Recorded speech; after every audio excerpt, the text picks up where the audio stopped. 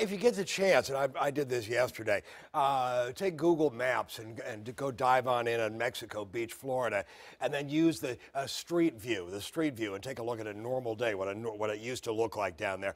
Not a lot of dune, not a lot of places on stilts either. So again, they really took the brunt of the damage. He was in Pensacola, just up the road to the west, and to the east of Pensacola was where they got the worst of it into that area. Take a look at what's going on. This is the past 24 hours. So from Macon, Georgia, all the way on up in our part of the world, we saw some rain earlier in the day. And of course, some of these bands right on through there during the late afternoon and early evening hours did produce a few tornadoes. This storm was a little bit farther northward than we predicted a couple of days ago, so we didn't think tornadoes would be a problem. The storm was expected to be right on down through here with any tornadoes farther southward, south of the Albemarle Sound. But of course, we got some certainly into the Williamsburg area, north of Williamsburg. But you can see, again, all the rotation going on right on into here. Now, we've got the latest from the Hurricane Center as to what's going on with this storm. Let's have a look. There it is, 15 miles northeast of Norfolk, moving to the northeast to 25 miles an hour. It's got 50-mile-an-hour winds, but it's gusting at times to 65 with this storm. So again, it's still out there, and it's still kicking on in with some wind. Now, there's a southerly wind, fairly light right near the oceanfront area, but right on into here, that northwest wind, it just started to kick back on back in out of the northwest at our studios here in Portsmouth. So that's advancing eastward, and so we're still in for a bout of wind.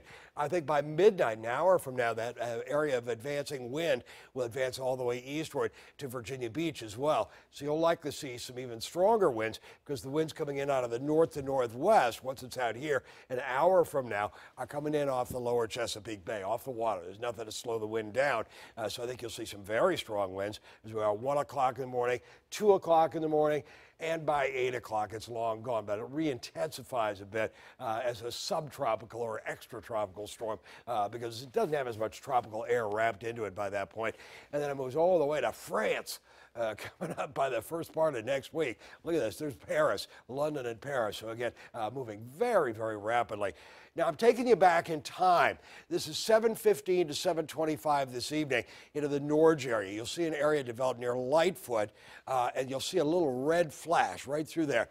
That's how quick these storms are. This is only 10 minutes. So again, that's how quick they develop.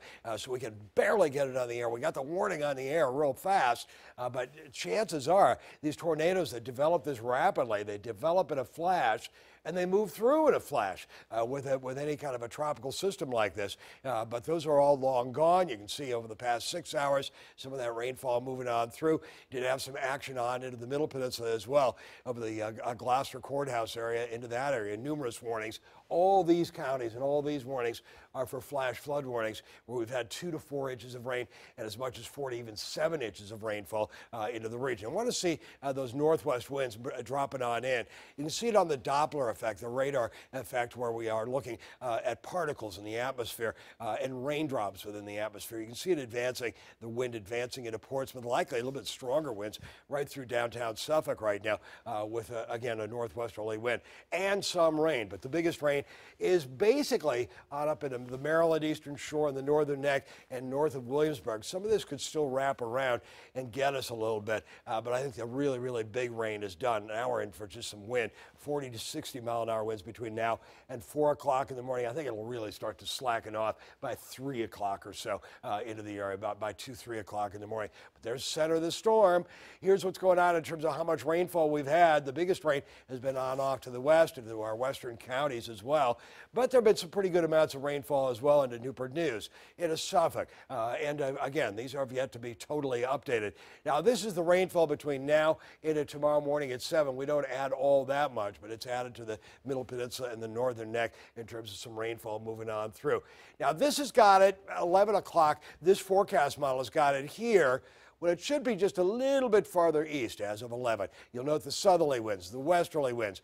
That's for Franklin. This is for Virginia Beach. This is Cape Charles. But look at these winds dropping on through. Once that thing really intensifies at sea, we'll end up with some very, very strong wind gusts.